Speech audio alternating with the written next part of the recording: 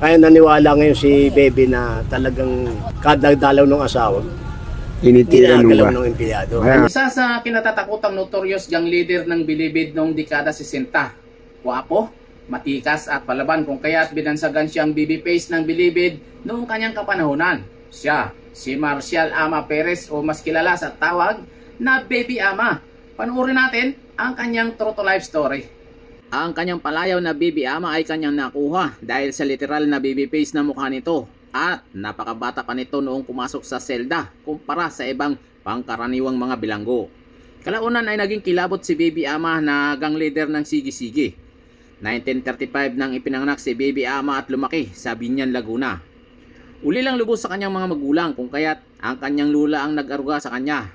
Maliban sa matanda na ay abala ito sa pagtitinda ng mga kakanin para sa kanilang pang-araw-araw na gastusin. Sa piling ng mga barkada ay doon nahanap ni Baby Ama ang pagmamahal na kanyang inaasam-asam. Kalaunan ay nasangkot na ito sa mga serye ng nakawan sa kanilang lugar hanggang sa naisipan na itong magbagong buhay at maghanap ng matinong trabaho. At nakapasok naman ito bilang isang gasoline boy. Pero hindi nagtagal ang pagiging gasoline boy ni Baby Ama at ang pagbabagong buhay nito.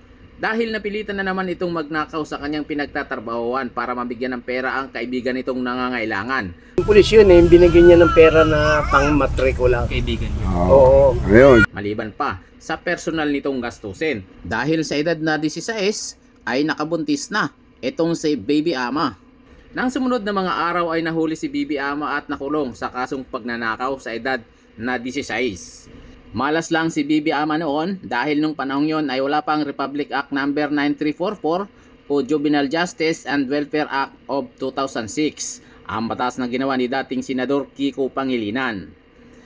January of 1951 minulis siya si Baby Ama ng kapwa niya bilanggo, pati na rin ang asawa niya na nagdadalang tao ay tinira rin ng isang jail guard.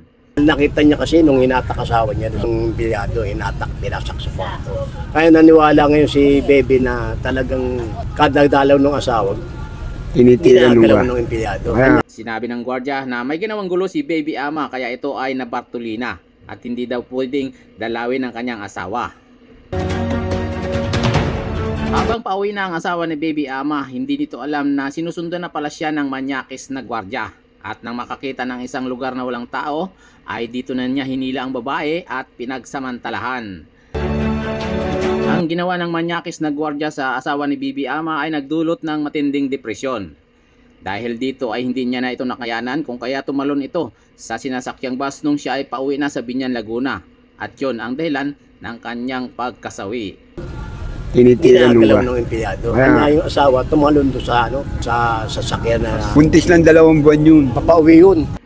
Nang makarating kay Baby Ama ang sinapit ng kanyang asawa at anak na nasa sinapupunan, ay sumabog ito sa galit at parang naging asong ulol.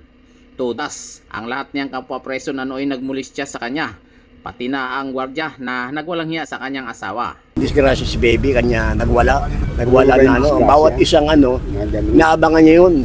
Labas ng selda, inaabangan niya na binibira niya. Kaya dahil sa nangyari, tumibay ang sikmura ni Baby Ama at naging palaban. Binaling niya ang kanyang galit sa kanyang kalaban na gang at ito ang Okso na pinamumunuan ni Primitibo Ebok Ala.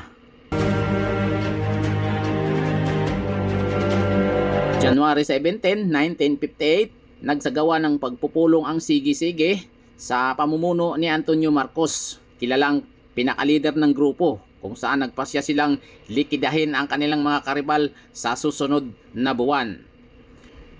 February 16, 1958, araw ng linggo sa pagitan ng alas 8 hanggang alas 9 ng umaga, nang magsagawa ng kaguluhan ang Sige-Sige. Noong mga oras na iyon, si Baby Ama ay kasalukuyang nasa loob ng Bartolina. Pero nang hindi na makontrola ang nangyayaring riot sa loob, ay nagawa na ng kanyang mga kasamahan na siya ay palabasin. Nagsimula ang gulo sa itaas ng palapag ng selda. Humigit kumulang 150 mga bilanggo ang sangkot sa bakbakan. At marami sa kanila ay armado ng mga improvised na armas. Sa pilitang binuksan ang pinto ng cell house. Pinalaya ang kanilang mga kasamahan mula sa kanilang mga individual na selda.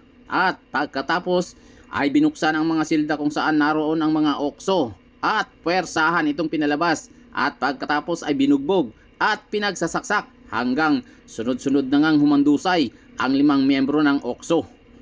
Kinabukasan February 17, 1958, sa halos kaparehong oras ay sumiklab na naman ang kaguluhan.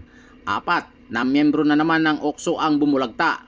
Dahil dito ay binartuli na ang lahat ng mga sangkot sa kaguluhan at kaagad nagkaroon ng malawakang inspeksyon. 2 drums ng mga improvised na mga sandata na gawa sa mga pako, sirang bintana at kama ang nakulikta ng mga jail guards. Kaagad na naging una sa listahan ang pangalan ni Baby Ama sa mga naging sangkot sa karumaldumal na pagtudas sa siyam ng mga biktima na kung hindi man ay mga basag ang mga bungo nito at sinunog pa ang kanilang mga katawan. 3 taon gumulong ang kaso ni Baby Ama hanggang sa noong October 4, 1961 nasintensyahan ito ng bitay sa edad na 26 anyos kasama ang 13 nitong mga kasamahan.